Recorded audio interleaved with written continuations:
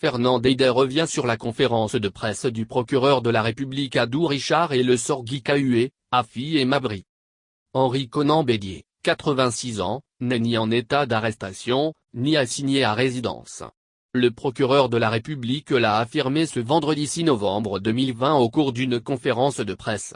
Le procureur de la République a évoqué la condition physique et la santé du président de Sirda pour l'épargner.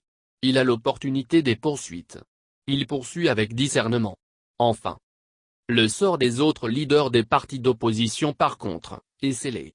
Mrice Kakou Guy Cahué, secrétaire exécutif du de Sirda est sous mandat de dépôt. Pascal Affi-N'Guessan du FPI et Mabry Touakeus de l'UDSI sont recherchés.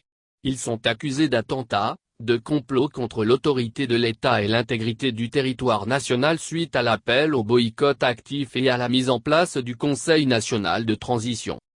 Le procureur Abdou Richard a affirmé, c'est lorsqu'il y a eu annonce à la désobéissance civile qu'il y a eu mort d'homme. Alors ceux qui ont lancé l'appel risquent 10 à 20 ans de prison et même la prison à vie. Henri Conan Bédier, libre de ses mouvements, reçoit ce samedi 7 novembre, environ 300 têtes couronnées du centre du pays. Alassane Ouattara, déclaré élu, provisoirement, par la commission électorale indépendante, attend la confirmation du Conseil constitutionnel. Dès la proclamation des résultats provisoires par la commission électorale, les candidats ont 5 jours pour d'éventuelles réclamations. Les 5 jours prennent fin ce dimanche. À partir de dimanche, le Conseil constitutionnel a 7 jours pour délibérer. La prestation de serment, le 14 décembre 2020.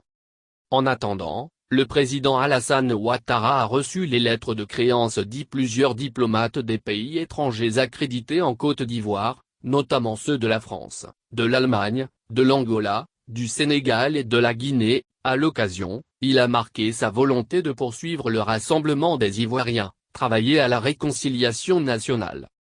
L'élection du 31 octobre 2020 a divisé un peu plus la classe politique nationale.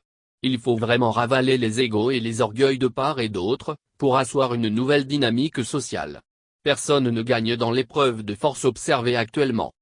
Les elders de la politique en Côte d'Ivoire doivent se surpasser pour accepter de s'asseoir autour d'une table. Les problèmes sont faits pour être réglés. Le président Houphouët-Boigny disait, les seuls problèmes difficiles à régler, sont les problèmes d'amour propre. Ceux à qui la Côte d'Ivoire a tout donné ne peuvent pas être les premiers à saper les fondements de la nation naissante. L'instabilité crée l'insécurité. Le pouvoir et l'opposition ne sortent pas grandis de l'élection 2020. Le pouvoir doit avoir le triomphe modeste. L'opposition doit reconnaître ses pannes de stratégie. La pacification par la prison est une solution de dépit.